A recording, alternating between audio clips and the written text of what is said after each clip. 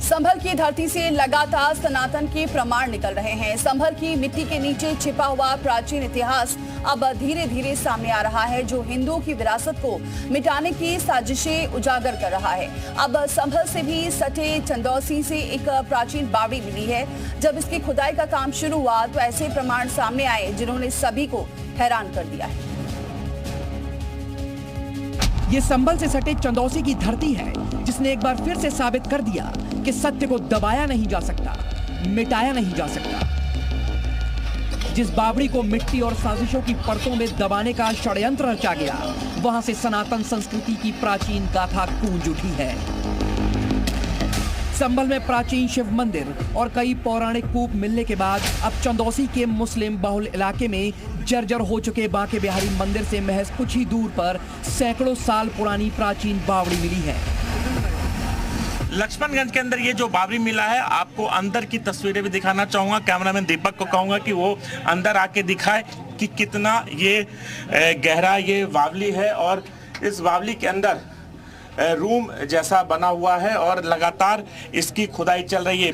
इसे मिट्टी से पाट दिया गया था, उसके बाद प्रशासन लगातार इसकी खुदाई करवा रहा है। दरअसल जहां बावड़ी मिली है वो चंदौसी का लक्ष्मणगंज इलाका है।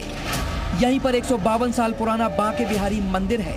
सैकड़ों साल पुरानी इस बावड़ी के आसपास लगभग 35 साल पहले तक हिंदू आबादी हुआ करती थी, लेकिन मुसलमानों की आबादी तेजी से बढ़ने पर हिंदू पलायन कर गए और फिर बावड़ी के चारों तरफ मुसलमानों ने अपने मकान खड़े कर दिए। इस बावड़ी का खुलासा कैसे हुआ, अब ये जान लीजिए। सबसे पहले चंदौसी में प्राचीन बांके बिहारी मंदिर मिला, जिसके बाद राजस्व विभाग ने इस मंदिर की पड़ताल की। खंडहर हो चुके मंदिर कैंपस की साफ सफाई करवाई गई और इसी दौरान मंदिर के पास दशकों पुरानी बावड़ी मिली। सालों पुरानी बावड़ी का खुलासा होने पर उसके आसपास खुदाई कराई गई, जिसके बाद बावड़ी में कुआं और कमरे भी मिले। बताया जाता है कि जहां 25 साल पहले तक पूजा होती थी, लेकिन तेजी से डेमोग्राफी बदलने की वजह से सब कुछ बदल गया।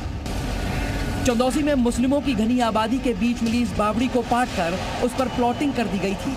जन सुनवाई पोर्टल पर शिकायत के बाद डीएम राजेंद्र पेंसिया के निर्देश पर जेसीबी लगवाकर बावड़ी कुआं की खुदाई कराई गई। इसे लगभग 150 से 200 वर्ष पूर्व निर्मित किया गया था। नीचे के 2 तल मार्बल के बताते हैं, ऊपर का ईंटों का अभी दिखना शुरू हो गया है। सबसे पहले ऊपर की मिट्टी हटाएंगे।